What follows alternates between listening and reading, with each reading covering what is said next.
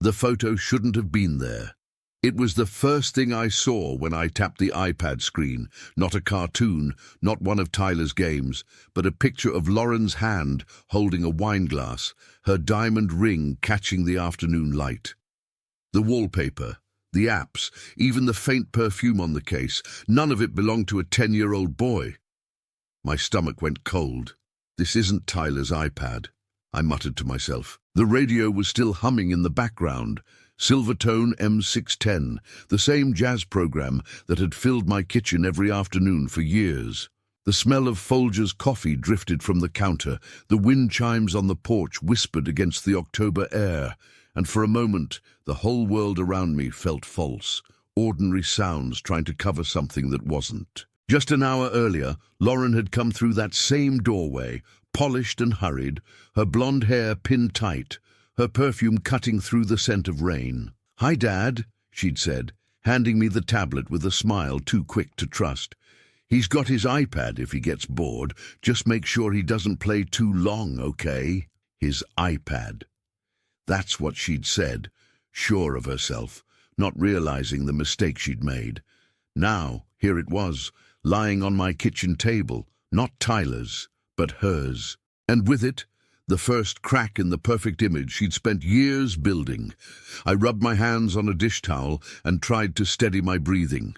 Tyler was in the living room, humming to himself while sorting through a box of Legos, his small hands careful and patient. He had no idea that the glowing rectangle his mother left behind carried something that could break us apart. Curiosity and unease pushed me to tap one of the notifications. $500 withdrawn from an account I recognized. Michael's joint account, the one I helped him set up after Frank, my old friend at the bank, retired. A second transfer popped up, $200 to North Bay Therapeutics. My pulse quickened. I scrolled through the feed. The same dates lined up perfectly with the withdrawals Michael had mentioned over coffee the week before. But the destinations, those weren't any mortgage payments or school fees. They were shadows. More alerts followed, encrypted messages, some half-deleted, others in Spanish. Listo. Transfer done. No one will notice. I swallowed hard. The edges of the iPad felt sharp in my hands. "What are you doing, Lauren?" I opened the messages. Her profile photo stared back at me, the same polite smile she used at every church fundraiser, the one that never quite reached her eyes. But her words were nothing like the woman who called me Dad with syrup in her voice. "Lauren, same drop next week. Rodrigo, keep quiet, use the same name." Rodrigo. I didn't know the name, but there was something in the tone, the clipped sentences, the precision that made my skin crawl. Whatever this was, it wasn't innocent. I sat there staring at the screen, the pale afternoon light slanting across the kitchen. Dust floated in the beams above the table. The clock ticked softly above the sink, and yet time itself felt like it had stopped holding steady, waiting for me to breathe again. That's when it hit me. She had no idea this tablet was missing. She must have left in such a rush that she grabbed Tyler's and left her own behind. The truth of her double life had landed by accident right into my hands. I gripped the edge of the table to keep my knees from buckling. "Grandpa!" Tyler called from the other room. "Can we make popcorn?" I forced my voice to sound normal. "In a minute, champ." It came out rough, unsteady, older than I meant it to. I turned the screen back on. There were voice memos, too. I hesitated, then tapped the latest one. Lauren's voice filled the kitchen, low, steady, and cold in a way I'd never heard before. "Don't worry, Rodrigo. No one checks small accounts. We'll move the rest after the weekend." That voice was business, empty, not a hint of guilt. The same tone she used last Sunday when she said, "Don't worry, Dad, I'll handle the donation for the church this year." I felt my chest tighten. I thought of my son, her husband, the man who worked 12-hour days on construction sites, who still called me on Saturdays just to talk about football, who trusted her with everything, the man who believed his family was built on love, not deceit. The iPad buzzed again. Another alert flashed. New message received. I couldn't bring myself to open it. My reflection stared back from the black glass, pale, tired, eyes wide with something between disbelief and grief. For 67 years, I'd believed in certain things: decency, honesty, work that meant something. I believed that evil was something you met out in the world, not something that sat across from you at Sunday dinner smiling through a glass of red wine. I pressed the home button and locked the screen. For a long time I just stood there, listening to the soft tap of Tyler's Lego pieces, the distant call of a crow somewhere beyond the oak trees, the quiet hum of a life that didn't know it was cracking open. Even the air felt heavier, slower, as though the house itself was bracing for what was coming. This wasn't about money. I didn't yet know what North Bay Therapeutics really was, but the name left a bitter taste in my mouth. Clean on the surface, hiding rot underneath. I thought about calling Michael, but what could I possibly say? Your wife left the wrong iPad, and now I know she's funneling money to a man named Rodrigo. He'd think I was seeing ghosts, the same way he did when I mentioned her late-night calls last Thanksgiving. Still, I couldn't unsee it. And deep down, I could feel the shadow of something bigger taking shape, something that had already begun to move toward us. I set the iPad down gently, like it might explode if I breathed too close to it, and whispered to the empty room, "You brought the wrong one, Lauren, and that mistake might have just saved my family." Outside, the chimes clattered against a sudden gust of wind. A storm was coming, the kind that rattles the windows and tests the roots. I didn't know it yet, but that ordinary afternoon was the line where my life split into before and after. Sometimes the truth doesn't knock. It slips into your hands disguised as a child's toy. Tell me, where are you watching from? Because what started with an iPad on my kitchen table would uncover something no one in my family was ready to face. I didn't sleep that night. Every time I closed my eyes, I saw the glow of that tablet, Lauren's iPad, sitting on my kitchen table like a quiet bomb waiting to go off. I'd locked it in the drawer beneath the old phone stand, wrapped in one of Margaret's handkerchiefs, as if cloth could somehow keep secrets contained. But sleep wouldn't come. The rain started around midnight, soft at first, then heavier, until it drummed against the roof, like fingers tapping out a warning I couldn't ignore. By morning, the house smelled of wet oak and last night's coffee. I brewed a fresh pot, but I barely touched it. My hands wouldn't stop shaking. Tyler came padding into the kitchen in his pajamas, rubbing his eyes, his hair sticking up like a little storm cloud. "Grandpa," he mumbled, voice still heavy with sleep. "Mom's iPad's gone." I froze halfway to taking a sip.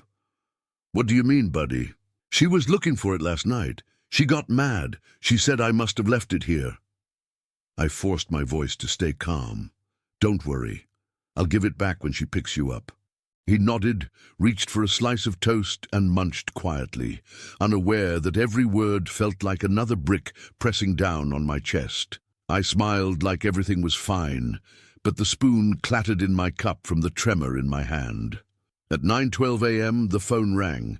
It was Ms. Alvarez, his teacher. Her voice was sharp, urgent, wrapped tight around something serious. "Mr. Ellison, could you come to the school, please? It's about Tyler." The bottom dropped out of my stomach. "Is he hurt?" No, she said quickly. "He's safe, but the principal would like to speak with you in person."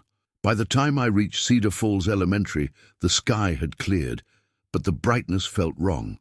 Too clean, too exposed. 2 police cars sat parked out front, engines off, doors closed.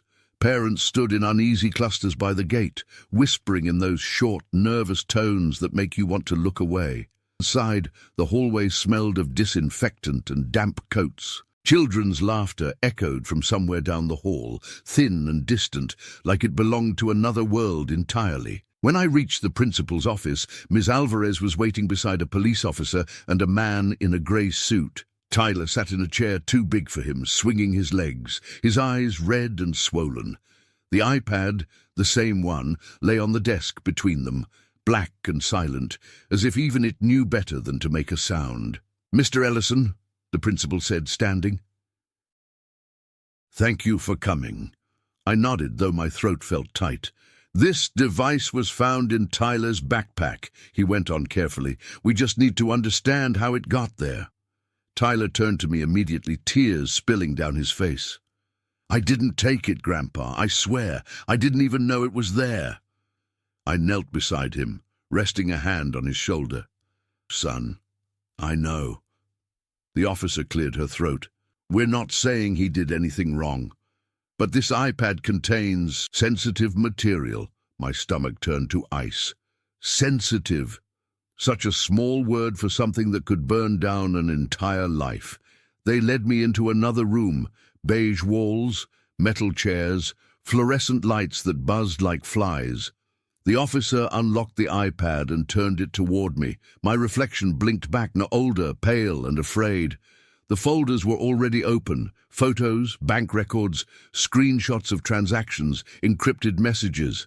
The same things I'd seen last night, only now there was no pretending I'd imagined them.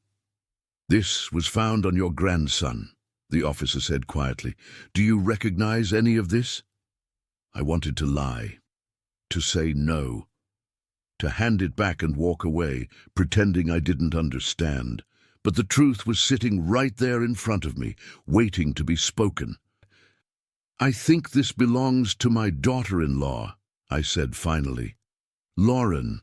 She must have switched iPads by mistake." The officer nodded, her face unreadable. "Do you know anything about these transactions? This company, North Bay Therapeutics?" I shook my head slowly. "Only that it's not what it looks like, or at least, I hope it's not."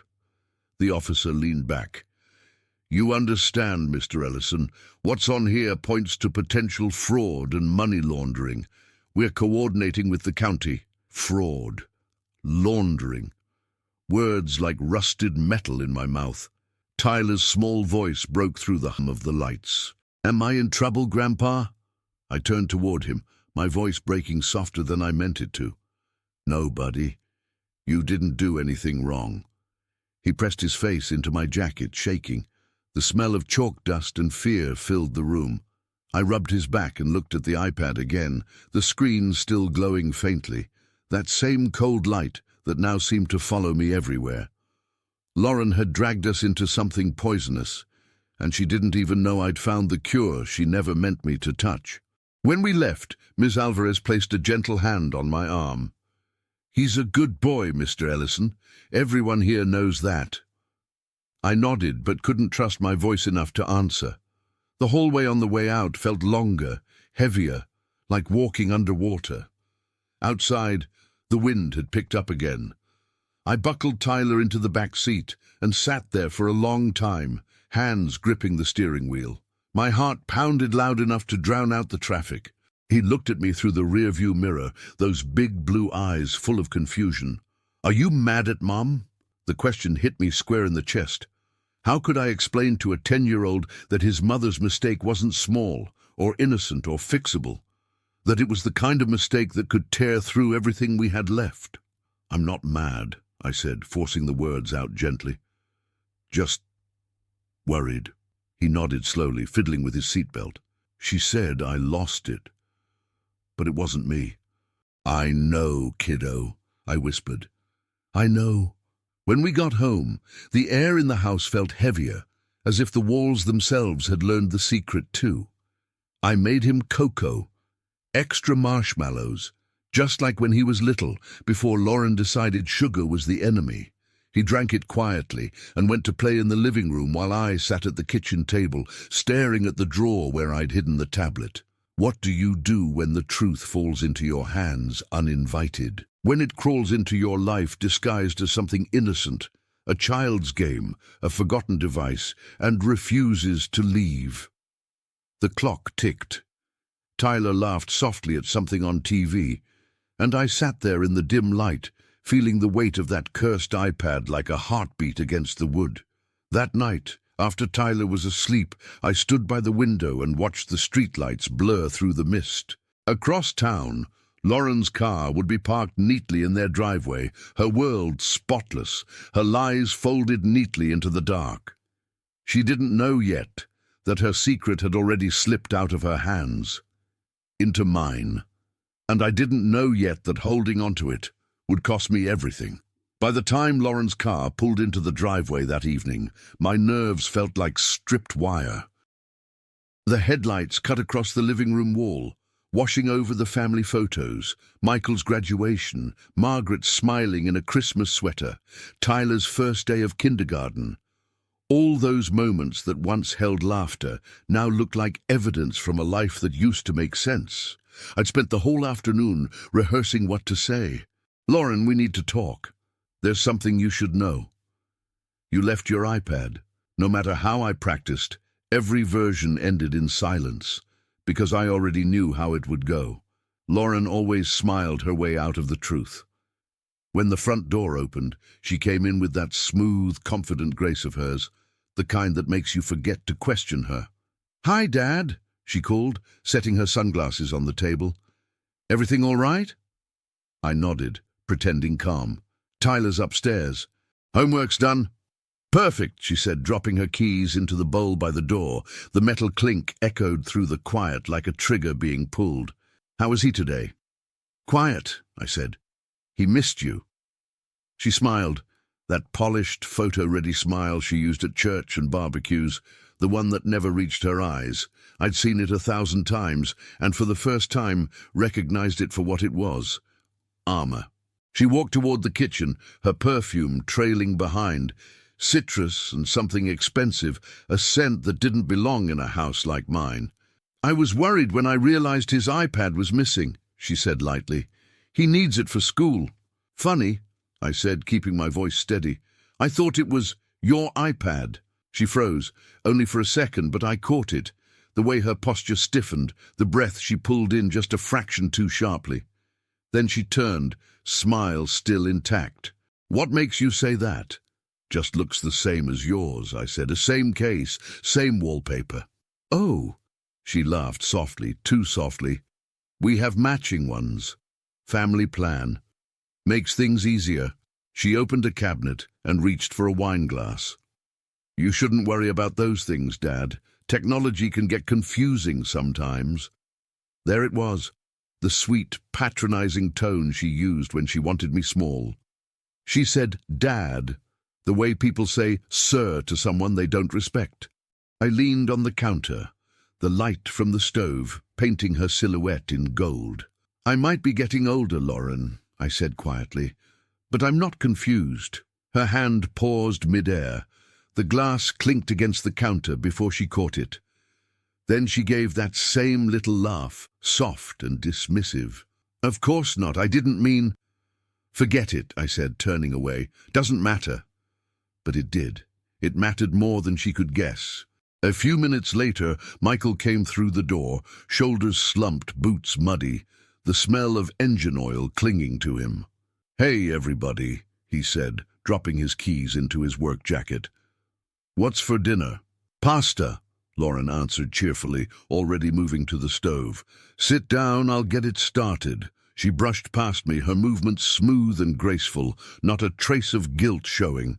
Watching her was like watching an actress step back into her role after forgetting a line, seamless, confident, perfectly timed. I set the table in silence, the sound of plates scraping against the wood louder than it should have been. Michael talked about his day, bridge inspections, a new project bid. And Lauren nodded, smiling, pretending to listen, while her thumb hovered near her phone. Every few minutes, her eyes darted toward the screen as if waiting for a pulse from another world. Halfway through dinner, she looked up. "You all right, Dad? You've been quiet tonight." "I'm fine," I said, cutting my food slowly. "Just thinking." "About what?" "About honesty," I said. Michael stopped mid-bite, fork suspended in the air. "Everything okay?" "Of course," Lauren said quickly, her voice smooth as silk. She reached over and rested her hand on his arm. "Your dad's just tired, honey. It's been a long day." I looked at her hand on my son's arm. Possessive, staking a claim. Right, I said softly. Just tired. The clock on the wall ticked, loud and deliberate. Upstairs, Tyler laughed at something on his tablet. For a brief second, everything looked normal again. Almost. After dinner, I offered to wash the dishes. Lauren didn't argue. She disappeared into the den, phone in hand, whispering in that secretive tone I now recognized. Michael went upstairs to help Tyler with his spelling homework, his heavy steps creaking on the stairs. The water ran hot, the steam fogging the window. I stared at the bubbles sliding down the drain and thought of the message I'd read. "Don't worry, Rodrigo. No one checks small accounts." Her voice played over and over in my head, steady as a metronome. She had built a whole life around that kind of certainty, that no one would ever check. In the reflection on the window, I caught my own face, older, lined, tired. But there was something else there too. A quiet anger. The kind that builds, slow and patient, like a fuse burning its way to the charge. "You can lie to him, Lauren," I whispered, "but you can't lie to me." When she came back into the kitchen, she held her phone tight, her eyes a little too focused on nothing. "I'm heading to bed early," she said casually. "Rough day." "Sure," I said. She hesitated at the doorway. "You're not upset, are you?" I dried my hands on a towel and turned toward her. Should I be? For one brief heartbeat, she faltered. Then the mask slid back into place, her voice calm again. "Good night, Dad." She walked away, the scent of her perfume lingering like smoke after a fire's gone out. When she was gone, I leaned against the counter, listening to the creak of the stairs, the low hum of their voices through the wall, Michael's soft, trusting tone, Lauren's quiet replies, the sounds of a family that looked perfect from the street, but was already hollowing out from the inside. I knew I couldn't stay silent forever. But silence was the only thing holding the fragile piece together tonight. So I cleaned the counters, turned off the lights, and sat in the dark with only the street lamps bleeding through the curtains. Then, faint but unmistakable, I heard it. A phone buzzing upstairs, followed by her voice.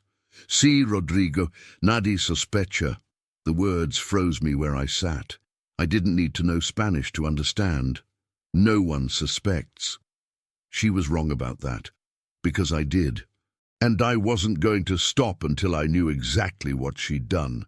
The next night brought with it a kind of stillness that didn't feel natural, the kind that hums under your skin and makes the house seem too quiet, as if even the walls are waiting for something to happen. Michael came home later than usual, tired and smudged with the dirt of a long day. His shirt collar was darkened with sweat, his steps heavy on the old porch boards. Lauren greeted him at the door with a kiss and a glass of wine, her voice soft and warm, practiced down to the last note. I watched from the hallway, unseen, while the lamp in the living room threw a soft light over them, painting a picture of perfect domestic peace, the kind of picture that lies to everyone but the one who took it. Dinner passed without a ripple. Tyler talked about school, about a science project with bottle rockets, and Lauren smiled at all the right moments, laughed just when she should. Michael looked exhausted but content, believing he'd walked back into the safety of his home. I kept my eyes on my plate, tracing lazy circles in the pasta sauce with my fork, saying little. Every gesture from Lauren felt rehearsed, the way she poured his drink, the small touches on his arm, the feigned concern whenever he coughed or sighed. She was performing for him, and he didn't even know he was the audience. When the dishes were cleared and Tyler was tucked into bed, I realized I couldn't keep it inside any longer. The truth had been burning a hole in my chest since the afternoon at the school. I waited until I heard the upstairs shower start before I spoke. "Michael," I called quietly from the living room, "come outside with me for a minute." He looked surprised but followed without hesitation. The porch light flickered as we stepped out into the night. The air smelled of rain and cut grass, the kind of scent that always used to calm me, but not tonight. The night pressed close around us, thick and listening. For a long time, I didn't say a word. I just looked at my son. The same boy who once believed I could fix anything with a screwdriver and a little patience.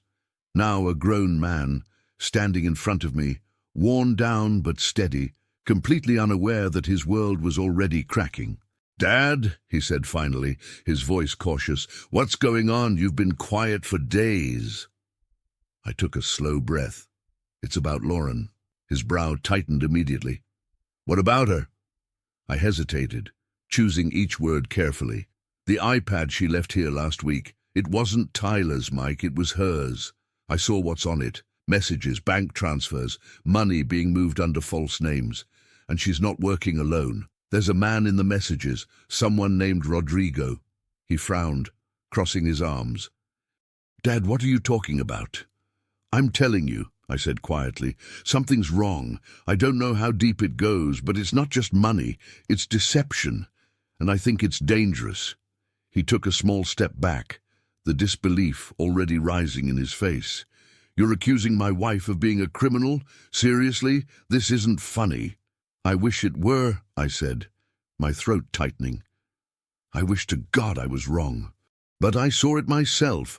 Transfers to a company called North Bay Therapeutics, messages about cleaning accounts. It's all there, Michael. You just have to look. He laughed once, short and angry. "You've never liked her. You've made that clear. You think because she dresses nice and goes to a salon, she must be hiding something. You're seeing things that aren't there." "Michael," I said softly, stepping closer, "I'm your father. I would never lie to you. I'm trying to protect you." He ran a hand through his hair and turned away, shaking his head. "Protect me from what? From my own wife? From the life I built? You're overstepping, Dad. You mean well, but this is crazy." Before I could answer, the back door creaked open. Lauren stood in the doorway, a robe tied around her waist, her hair still damp from the shower. Her expression was the perfect mix of concern and confusion. "What's going on out here?" she asked gently, her voice like silk drawn over a blade. I turned to her. "You left your iPad here, Lauren," I said. "The one you said was Tyler's. I saw what's on it." For a heartbeat, her face flickered. Panic, then calculation. But she was quick. "Oh, Dad," she said, laughing quietly, "you must have opened the wrong files. I use that tablet for freelance projects, client work, confidential stuff. You shouldn't have been going through my things." Michael looked between us, frowning. "Lauren?" She stepped closer, her tone all wounded innocence. "He's probably mistaken, love. You know how apps can look weird if you don't know what you're seeing." Then, turning to me, she added, "You've been under a lot of stress lately. Maybe you misread something." "I didn't misread anything," I said, my voice hardening. "I know what I saw." Michael's jaw tightened. "Enough, both of you. Not tonight." Lauren gave a little sigh, just the right amount of hurt, and looked down. "I'll go inside," she whispered. "Clearly I'm not wanted here." The door closed behind her with a soft click that felt final. I looked back at my son, his face red with anger and confusion. "You need to open your eyes," I said quietly. "She's hiding something." His voice rose, sharp and trembling. "You're wrong, Dad. She loves me. She loves Tyler. You're just—" He hesitated, searching for a word that would wound. "You're lonely, and you're seeing ghosts." The words hit harder than I expected. I felt them settled, heavy as stone. "Lonely doesn't mean blind," I whispered. He turned away, his hands shoved in his pockets. "Just drop it, okay? Please. I can't deal with this right now." The porch light buzzed overhead, flickering once before it steadied. I watched him walk back toward the house, his shoulders hunched, the screen door closing softly behind him. The silence that followed was colder than the air.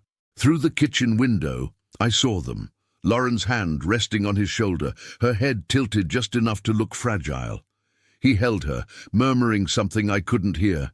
Then her eyes lifted to meet mine through the glass, and in that instant, the sweetness drained from her face. What looked back wasn't fear. It was warning. Later, after the house went still, I sat alone on the porch, the crickets humming in the dark.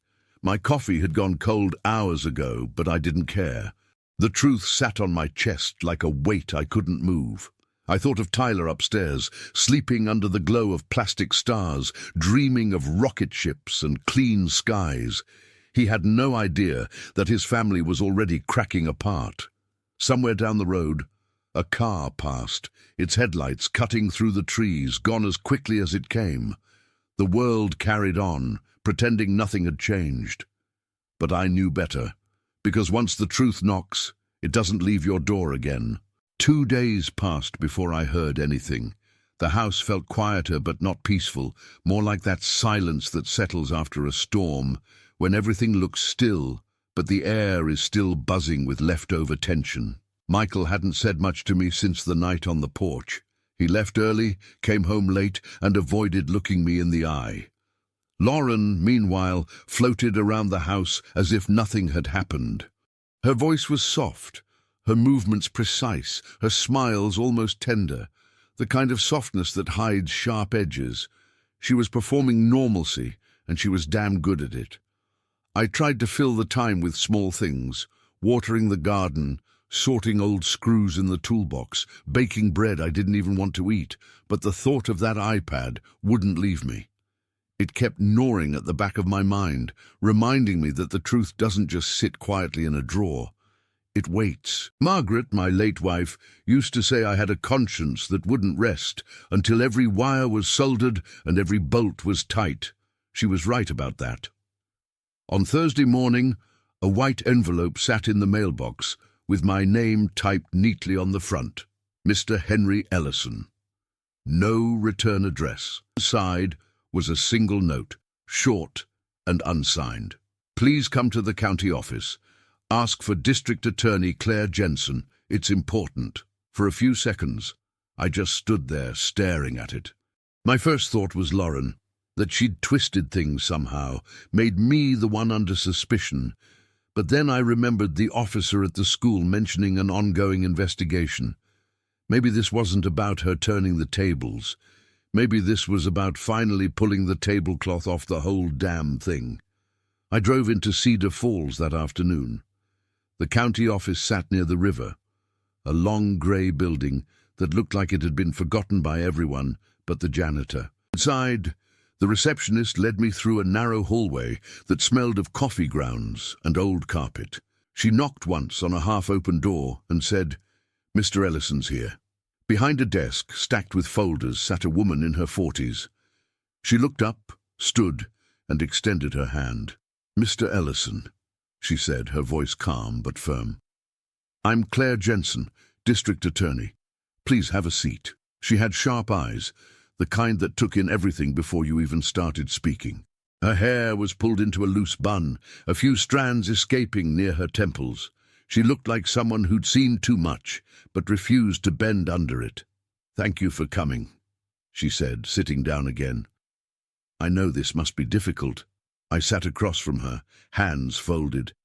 "I'm not sure why I'm here." She opened a folder and slid a photograph toward me. A river, the same one that curved behind Cedar Falls, lay dull and lifeless, its water thick and greyish-green.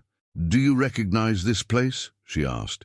I leaned forward. "That's near the bridge where the kids play after school." She nodded. "Yes, North Bay Therapeutics has been illegally dumping chemical waste into it for years. We've been trying to connect the company's financial trails to local accounts.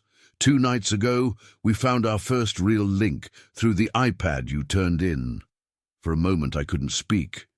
"You mean Lauren's iPad?" "Correct," Claire said, her tone even. "We were able to decrypt the financial logs. Multiple payments were routed through shell accounts under her name and redirected to North Bay's operation. Whether she was the architect or a participant, we don't know yet."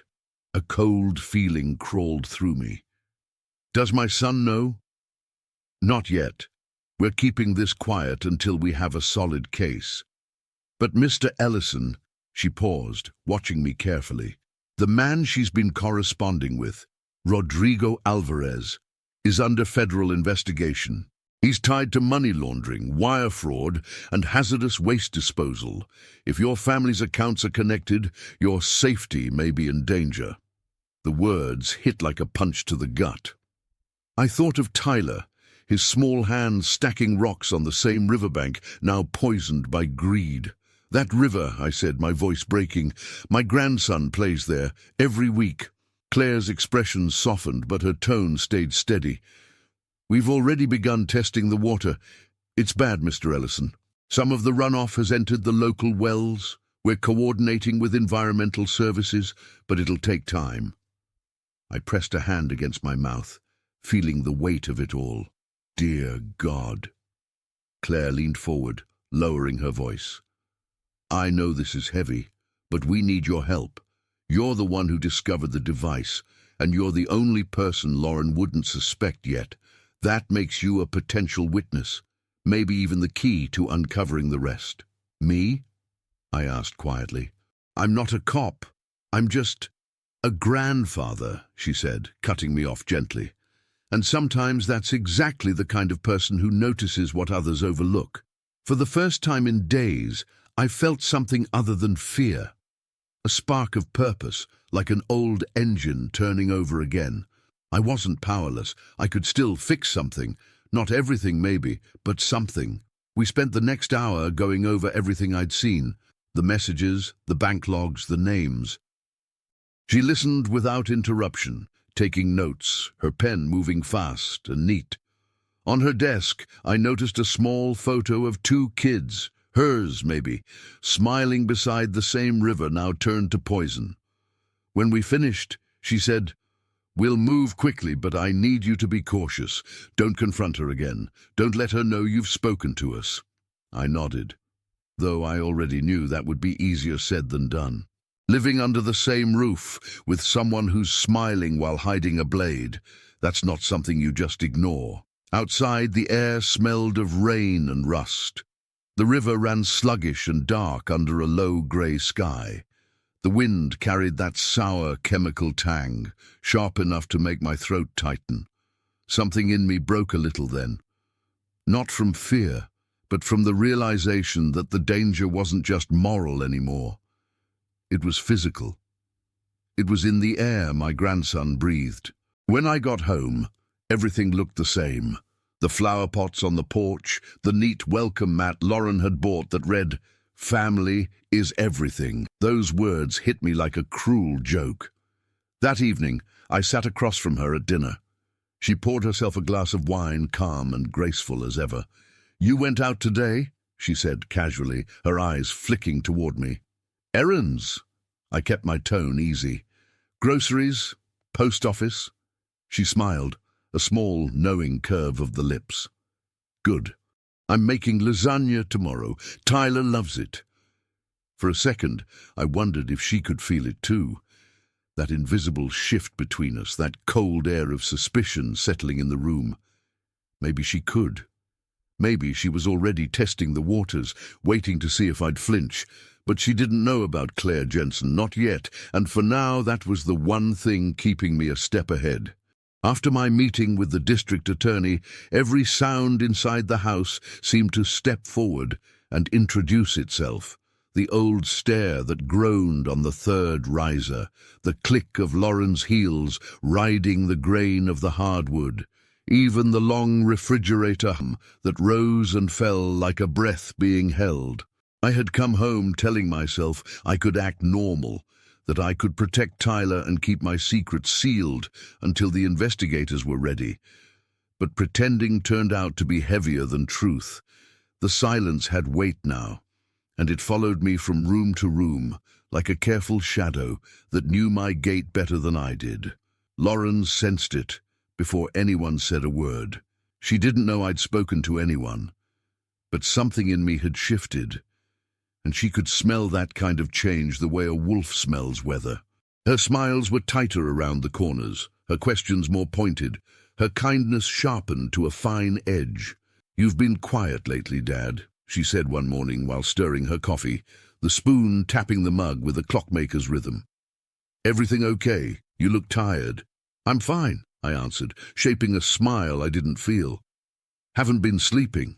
Then cut back on caffeine, she replied, voice sweet as a lullaby. At your age, it rattles the nerves. It was advice dressed like concern and delivered like a warning. Breakfast thickened the air. Michael scrolled the news with a thumb that never paused. Tyler described a school field trip to the river park, and the word river landed like a hard stone in my throat. The river, I asked too quickly. They're still taking you there? He nodded, chewing. Mrs. Alvarez said it's safe now. They cleaned it. Lauren didn't lift her head all the way. Her eyes cut across the table like a blade. See, she said lightly, nothing to worry about. I wanted to tell them rivers don't get clean in a week and poison doesn't forget the address of a child's lungs, but Claire Jensen's voice pressed down on mine. Don't confront her again. Let us handle it. So I swallowed the truth like a bitter pill and let it burn on the way down. That afternoon I took refuge in the garden, simply to give my hands honest work. The soil held the rain's cool memory, rich and dark, and for a few minutes the world made sense. You dig, you plant, you wait. When I straightened, dirt in my cuticles and the smell of tomato vines on my sleeves, I felt eyes on me. Lauren stood at the kitchen window, watching with that placid look people wear when they're measuring a room for new locks. When she saw me notice, she smiled without teeth and drew the curtain slowly until only a sliver of her perfume leaked through the screen. Inside, I found my desk drawer open. The little leather tray where I keep my keys and spare change slid askew. My phone, not where I had left it. Need something? I asked from the doorway, keeping the question casual. She turned, drying her hands with a dish towel she didn't need. Oh, I was just looking for a coupon. You're so organized, Henry. I hope you don't mind. The smile she gave me was the kind that never reaches the eyes, because it isn't meant for seeing, only for blinding. Not at all, I said, and we both pretended that meant anything. That night the hallway held a pulse of its own. After the house settled and the voices thinned to the soft thrum of breathing behind doors, the floorboards began their slow talk. Maybe it was only wood remembering footsteps, but fear has a carpenter's ear. It hears the difference between settling and searching. I sat awake in the chair by the window, with the streetlight painting pale bars across my knees, and counted each creak the way a man counts clock ticks on the last hour of a long shift. By morning, I had started hiding small things the way men do when they don't want to admit they're afraid. My charger tucked inside the lining of an old tool pouch, the DA's notes folded into the hollow beneath the sewing kit, the little silver crucifix my wife wore every Easter threaded through the loop of my key ring so I'd feel it when I reached for the truck. It felt foolish and necessary at the same time, a ritual against trespass, a way of telling myself I still had doors to close. Michael noticed before long, but misunderstood the shape of what he saw. "Dad, you're acting strange," he said one evening, rubbing the worry from his forehead with grease-black fingers. "If this is about the other night, let it go. Lauren's been really upset." "Has she?" I said, not as a question. "She doesn't look upset." "You two need to find a way to get along," he insisted, gentler now. "For Tyler's sake." I wanted to tell him there are dangers that don't care for table manners, that some lies don't stop at the front door, but seep through pipes and riverbanks and into the soft places a boy is still growing. But each time I tried, disbelief rose in his eyes like a drawbridge, and I was left on my side of the moat with the truth and no way across. "You're right," I said, "for Tyler's sake." It was the nearest I could get to prayer. Much later, after the house dimmed to its low night breath and the neighborhood dogs made their last comments to the dark, I sat with a mug of cooling tea and watched the streetlights shiver on the wet pavement. The stillness pressed against the glass, as if the night itself were listening for the answer I didn't have. Then it came, a faint vibration through wood, the hum of a phone against a nightstand, small but insistent, the kind of sound that threads its way through a house like a rumor determined to become fact. I stepped into the hallway barefoot, the floor cool and honest beneath my feet. The sound edged from behind Michael and Lauren's door. A pause, the tiny click of connection, and then her whisper, shaped for secrecy. Done. Meet later.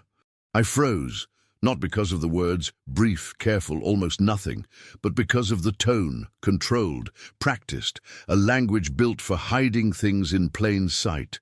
There are voices that ask to be believed, and voices that require you to lie to yourself to keep the peace. Hers chose the second, and expected me to help. When the quiet closed again, I returned to my room, turned the lock, and sat on the edge of the bed long enough for the dark to learn my outline. Fear wasn't an idea anymore. It had weight and temperature and a way of breathing you could measure against your own.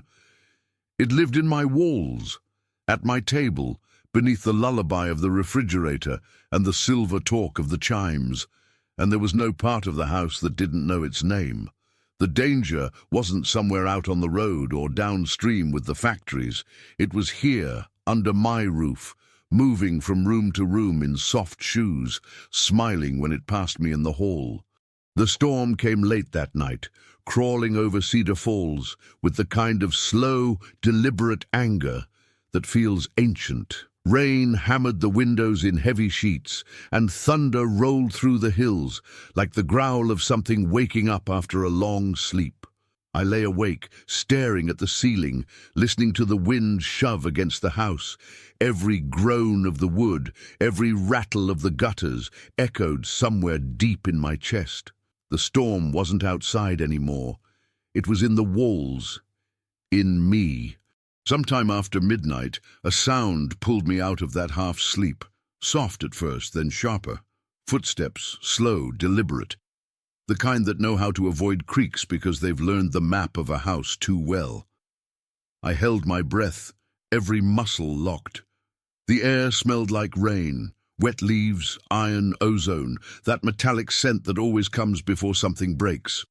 I eased out of bed, my knees stiff, my hands cold against the doorknob. The light from the street lamp bled through the curtains, striping the hallway in thin bars of gold. I listened, then I heard it, a voice, low and measured, just outside my door. "If that old man opens his mouth, we'll make him regret it."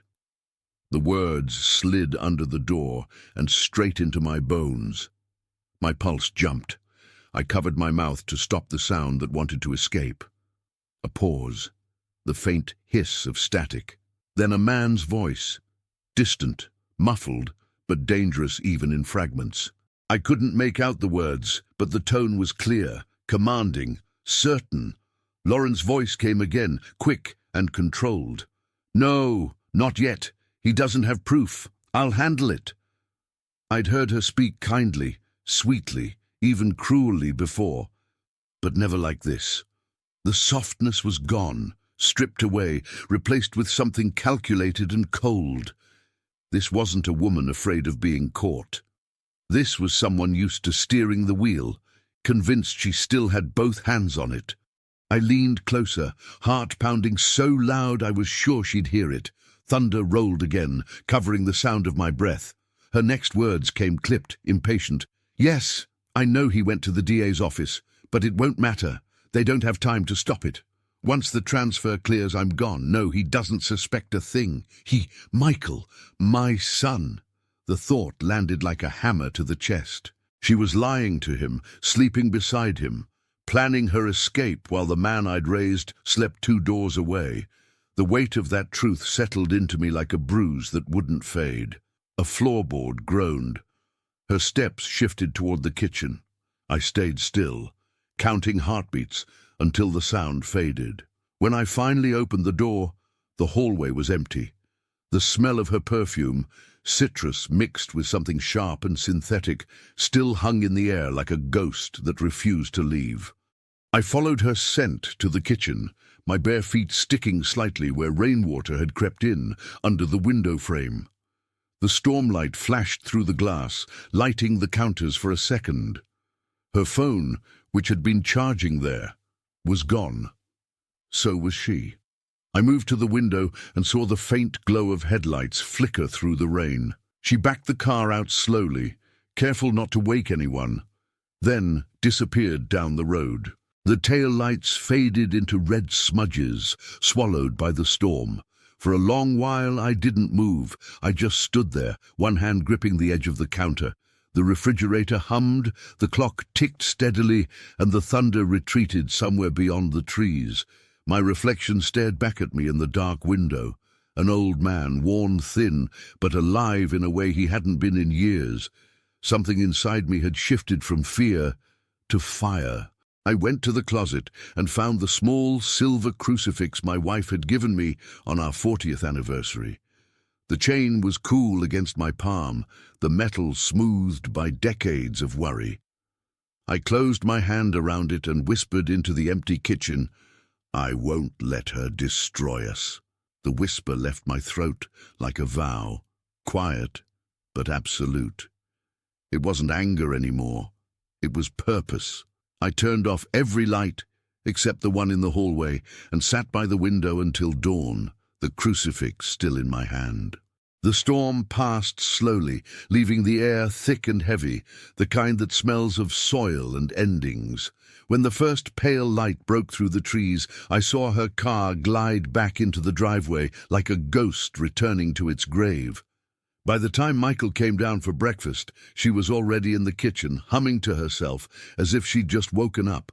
Her hair was dry, her clothes clean, her smile bright. "Morning, love," she said when he kissed her cheek. "I went out early for milk." We were out. Her lie was seamless, polished. If I hadn't seen her leave, I might have believed it myself. I sat at the table, the taste of bitterness sitting behind my tongue, my pulse steady but strong. Tyler ran in, waving a drawing of a rocket ship. "Look, Grandpa!" he shouted.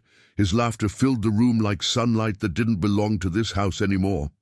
I smiled and pulled him close, holding him tighter than I meant to. He laughed again, unaware that the ground beneath him was shifting. Lauren met my eyes across the table. There it was, that faint smirk, so small most people would have missed it. But not me. I'd built houses.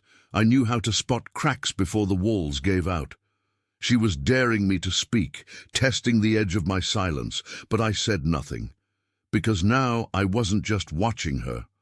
I was waiting. And I knew the next move, the one that would finally strip away her mask, would have to come from me. The morning after the storm felt too bright, the kind of brightness that hurts your eyes because the world looks clean again while you're still covered in mud. The sky stretched clear over Cedar Falls, and the air carried that false calm that always follows chaos. But inside the house, nothing was calm. The walls held the echo of what I'd heard the night before, and I could still feel the ghost of her voice crawling under my skin. If that old man opens his mouth, we'll make him regret it. I didn't tell Michael, not yet. Part of me still hoped I was wrong, that exhaustion had twisted what I heard, that maybe I'd imagined the venom in her tone. But hope is a liar when you already know the truth, and I'd seen enough to know she meant every word. By mid-morning, I called the number Claire Jensen had written on her card. My voice came out low and rough, like it had to push through gravel to reach her. "Mr. Ellison," she said, calm as always. "I was about to call you. We've made progress." I swallowed. Progress. We confirmed that several of the accounts tied to North Bay are moving money again. The transfers match the dates on your daughter-in-law's correspondence. If we can capture one more piece of direct evidence, a recording or document in her possession, we'll have grounds for a warrant. I hesitated. "You're saying you need me to help with that?" A pause on her end. "I can't ask you to do anything dangerous. But if she's talking openly again, if she slips, a recording could change everything. Even audio from a simple conversation might be enough to prove intent." I looked toward the kitchen where Lauren stood rinsing dishes, sunlight gleaming off her hair like nothing in the world had ever touched her. "I can do that," I said. "Be careful, Henry," Claire warned. "She's smarter than she looks." When the call ended, I sat at the table for a long time, staring at the phone. My hands shook slightly. Not from fear, but from the strange calm that sometimes comes before you decide to walk into danger on purpose. That evening, I found the small recorder Claire had given me in an unmarked envelope. Simple, black, no bigger than a thumb drive. I slipped it into the breast pocket of my flannel shirt just beneath the crucifix that hung against my chest. 2 pieces of metal, both cold, both heavier than they looked. At dinner, Lauren was all charm again. She talked about Tyler's upcoming field trip, about a new friend she'd made at her freelance work, about recipes she wanted to try. Every word came wrapped in warmth. Michael listened, nodding between bites, still unaware that his wife was weaving her goodbye speech in real time. "Dad," he said at one point, "okay, you've been quiet lately." I met his eyes. "Just tired," I said. "Been thinking a lot." Lauren tilted her head, smiling. "About what?" "About trust," I said softly, "and what it costs when you give it to the wrong person." Her fork froze mid-air just for a second. Then she laughed, light and practiced. "Well, that's ominous. You should write greeting cards." I smiled back, but my eyes didn't move from hers. For a heartbeat, neither of us blinked. She knew, and she knew that I knew. Later that night, after Michael had gone upstairs to help Tyler brush his teeth, Lauren stayed behind in the kitchen, pretending to wipe down an already spotless counter. I stood by the window, the recorder still running, the faint red light hidden behind my jacket. She broke the silence first. "You've been going into town a lot lately," she said, voice casual but eyes sharp. "Something you want to tell me?" I turned slightly. "I could ask you the same." Her smile thinned. "Careful, Henry, you're starting to sound paranoid." "Maybe," I said, "or maybe I just learned to pay attention." She took a step closer, her perfume cutting through the air. "You've been talking to people, haven't you?" I didn't answer. I just watched her. The silence stretched between us like a wire ready to snap. Then she whispered, low and certain, "If you're thinking about meddling in things you don't understand, you'll regret it." The tone was sharp, the same tone I'd heard through the door during the storm. Controlled. Deadly. "I don't scare easy," I said quietly. "I know," she replied, her eyes glittering. "That's the problem." She turned and walked away, her footsteps deliberate, echoing through the hall until the bedroom door closed behind her. I waited a full minute before switching off the recorder. My heartbeat was steady, but my body felt hollow, like all the air had been sucked out of the room. The next morning, I drove back to the county office. Claire met me at the side entrance, her hair pulled back, a phone pressed to her shoulder. She motioned me in without speaking. When she hung up, she said, "Did you get something?" I placed the recorder on her desk. "You tell me." She played it back. My voice first, calm and even, then Lauren's, slipping into that cold register I'd only heard once before. When the part came, "If you're thinking about meddling in things you don't understand, you'll regret it." Claire paused the playback and looked up at me. "This is enough," she said. "We can move." I exhaled for the first time in hours. Relief didn't feel like victory. It felt like standing on a cracked bridge and realizing it hadn't fallen. Yet. Claire leaned forward. "We'll need your cooperation. There's a chance we can catch her trying to move funds again. You'd only have to keep her calm for a day or two, just until we're ready." I nodded slowly. "I can do that." As I left, the wind off the river carried the sour smell of the waste again, that chemical rot you can't quite wash out of your clothes. I drove home with the window open, letting it burn into my lungs as a reminder of why I was doing this. That night I set the table again, the same as always. Tyler laughed from the living room. Michael fixed a loose cabinet hinge, and Lauren poured herself a glass of red wine. It could have been any ordinary evening, except this time I wasn't afraid of her. I was ready for her. And I knew that before the week was over, the truth, the one she'd buried so carefully, would finally dig its way out. I didn't sleep the night before it happened. Every hour crawled by like a slow leak from a roof you can't patch. The house was too quiet, the kind of quiet that warns you something's about to snap. I sat in my armchair, the same one I'd bought when Margaret was still alive, listening to the wind move through the oaks outside and waiting for the sun to come up. It felt like waiting for a storm I already knew the shape of. By morning, the call came from Claire Jensen. "We have confirmation," she said. "She's planning to leave today. We've traced her ticket to Raleigh-Durham. Departure time 45 p.m. She's meeting Rodrigo Alvarez there." My stomach tightened. "What do you need me to do?" "Nothing more," she said. "Just stay close to your son and grandson. We've coordinated with federal agents. Once she shows up, it's over." Her voice was calm, but there was a tension beneath it, like a wire pulled too tight. When I hung up, I just sat there, staring at the phone. After all these weeks, the end was finally coming. And somehow, that felt heavier than the beginning. Lauren moved through the house that morning with an ease that almost fooled me. She wore a cream-colored coat, soft beige scarf, hair brushed smooth, every inch of her curated. She packed light, one suitcase, one handbag, and hummed as she went, as if she were just running errands. But her eyes betrayed her. They darted too much. She didn't meet mine once. "Traveling somewhere?" I asked. She smiled. "Just a quick business trip. You know how it is." "I don't," I said flatly. She held my gaze for half a breath before turning back to her suitcase. "You should get some rest, Henry. You've been tense lately." Tense. That was one word for it. Another would have been ready. Around noon, Michael came home early. "Dad," he said, confusion in his voice. "Lauren says she's got a work trip. She didn't mention anything to me." Lauren appeared at the doorway, her tone light. "Last-minute meeting, honey. You know how unpredictable this job is." She kissed him quickly before he could reply. "I'll call you when I land." Michael frowned. "Where?" "Chicago," she said easily.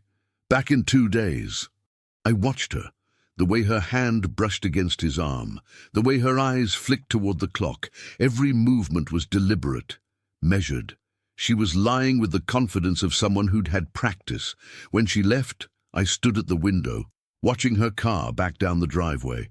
The silver sedan disappeared beyond the trees, and for a moment I felt the urge to chase after it.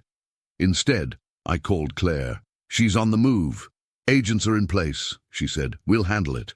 I drove into town with Michael and Tyler later that afternoon, pretending to need groceries, but really because I couldn't sit in that house anymore. My hands wouldn't stay still. We stopped by a diner, and Tyler ordered pancakes for dinner just because he could.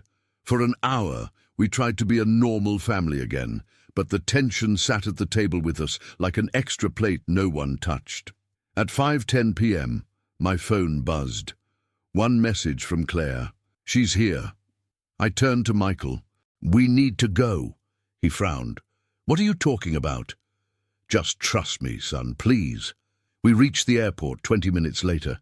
The terminal buzzed with evening travelers.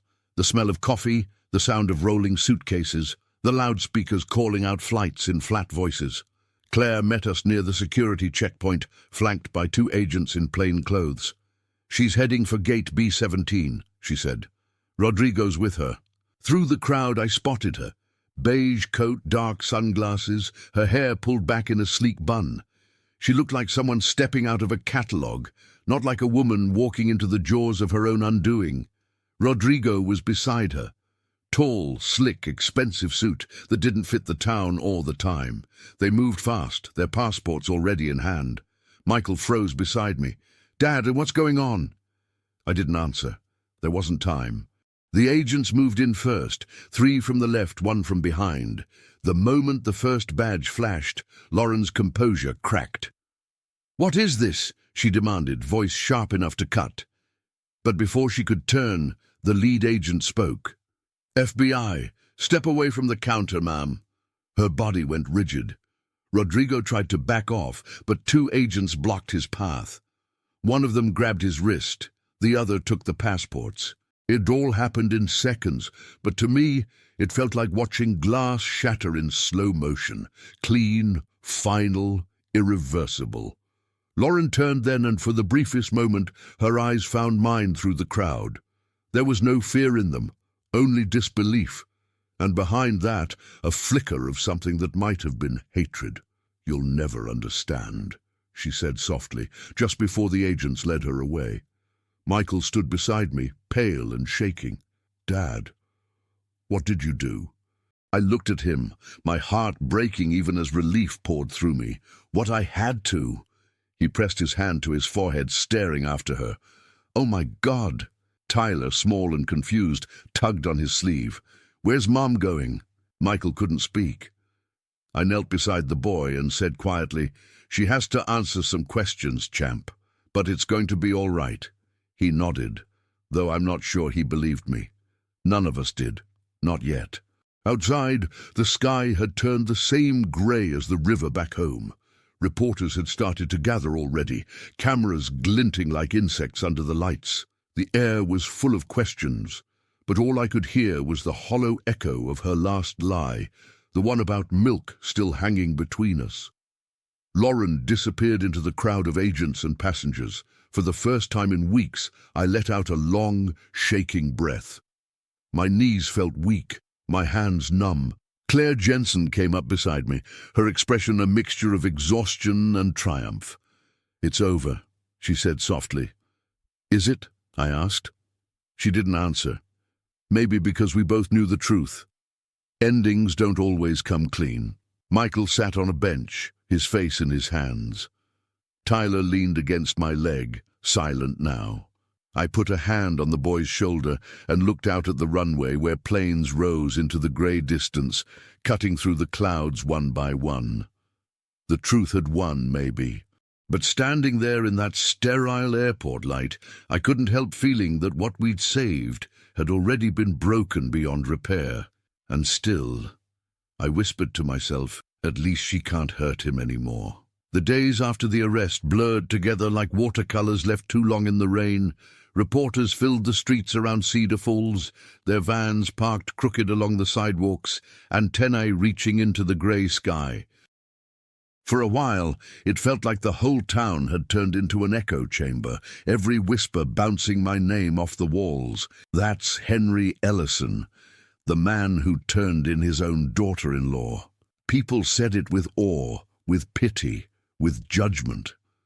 I learned to keep my head down when I went out for groceries. Lauren's face was on every local broadcast. Her mugshot didn't look real. The same polished woman who'd once smiled across my dinner table, now staring coldly at the camera. 12 years in prison. The headline read, "Federal fraud, conspiracy, money laundering and environmental violations. Rodrigo got 15. North Bay's CEO disappeared before the trial even started.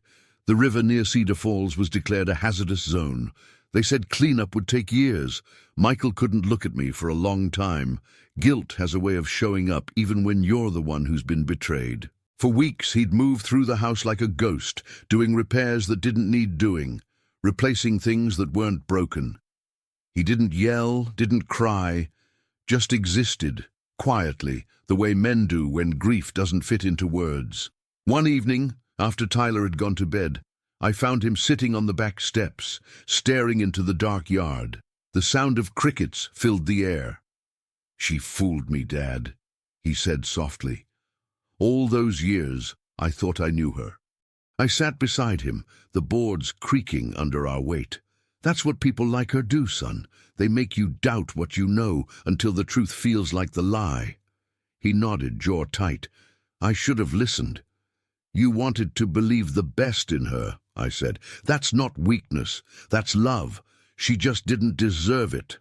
He didn't reply. But after a long while, he leaned his head into his hands and let out a breath that sounded more like surrender than relief. It was the first time I'd seen him let go since the arrest. Tyler adjusted faster than either of us expected. Kids are resilient that way. Their hearts bend without breaking. Sometimes he'd ask when he could see his mum again, and we'd tell him, not yet. Other times he wouldn't mention her at all, just draw rocket ships or build towers of Legos that reached almost as high as his small hands could stretch. We found our rhythm in the silence that followed, The quiet breakfasts, the walks to school, the steady pulse of normal life returning.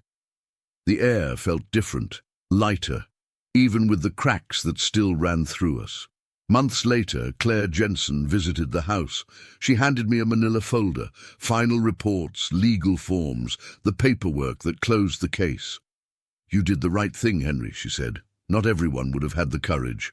I looked out toward the trees. The first buds of spring had started to bloom, small and defiant. "Doing the right thing doesn't always feel like winning," I said. She smiled faintly. "No, it usually doesn't."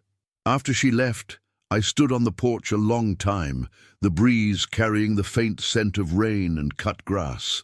I could hear Tyler laughing in the yard, his shoes kicking up bits of dirt as he ran after a paper airplane. The sound was clean, real, untainted. It reminded me of something I'd almost forgotten, what peace actually sounds like. Now, months later, the house feels different.